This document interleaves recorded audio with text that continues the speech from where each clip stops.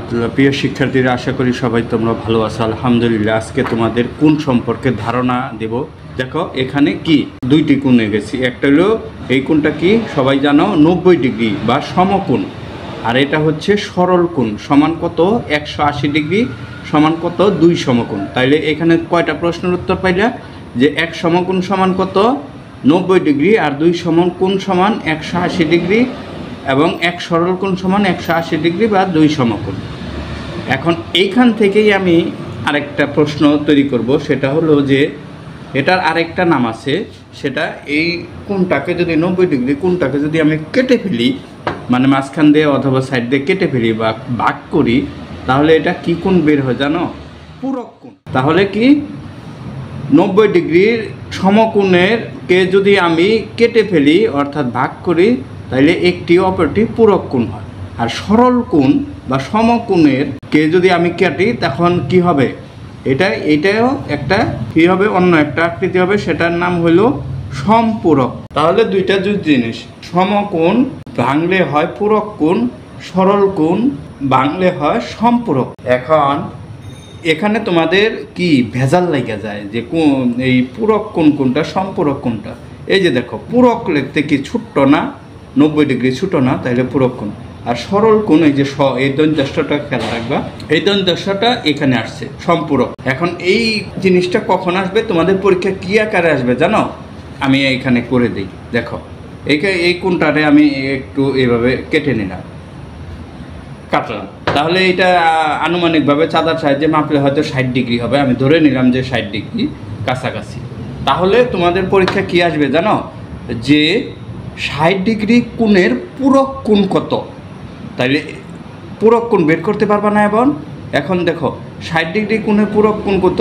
টোটালটা কত? টোটালটা হলো 90 ডিগ্রি। তাইলে 60 ডিগ্রি কোণের পূরক কোণ হলো এই 60 থেকে বিয়োগ করবা 90 থেকে কত হয়? তাইলে এই কোণটার মান কত হবে? 30 ডিগ্রি। তাইলে কত হবে? 30 ডিগ্রি। ক্লিয়ার হয়েছ? এখন যদি পরীক্ষা আছে যে এটা কেটে দিলাম, ধরো যে 30 ডিগ্রি কোণের পূরক কোণ কত? তাহলে 30 ডিগ্রি মোট কত?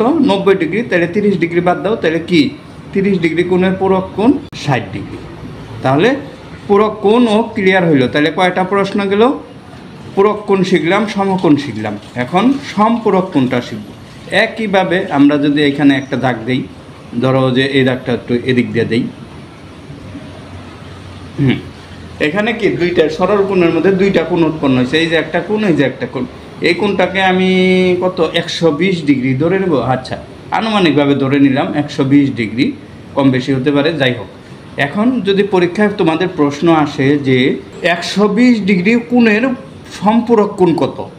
120 ডিগ্রি কোণের সম্পূরক কোণ কত? তাহলে 120 ডিগ্রি এই টোটাল কোণটা কত ডিগ্রি? 180 ডিগ্রি। 180 ডিগ্রি থেকে 120 ডিগ্রি দেওয়া আছে। তাহলে 180 থেকে 120 বিয়োগ করলে কত পথ থাকে? 60 থাকে। তাহলে এইটার কোণটার মাপ কত হবে? 60 ডিগ্রি। বুঝতে পেরেছো তোমরা? তাহলে পরীক্ষা যদি অনুরূপভাবে এইভাবে থাকে, এটা কেটে দিলাম যে 60 ডিগ্রি কোণের সম্পূরক কত? তাহলে এই সম্পূরক মানে কি? 180। 180 থেকে 60 বাদ দিলে কত হয়? 120। তাহলে আমরা 120 বের করতে পারবো না। বুঝতে পেরেছ? না বুঝলে কমেন্টে অবশ্যই জানাবে। দেখো আরেকটি কোণ সম্পর্কে ধারণা দেব। সেটা হলো বিপ্রতীপ কোণ।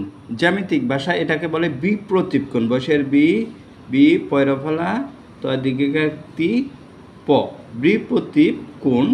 আর শুদ্ধ বাংলায় মানে আমরা যেটা বুঝি, বিপ্রতীপ মানে হইলো বিপরীত।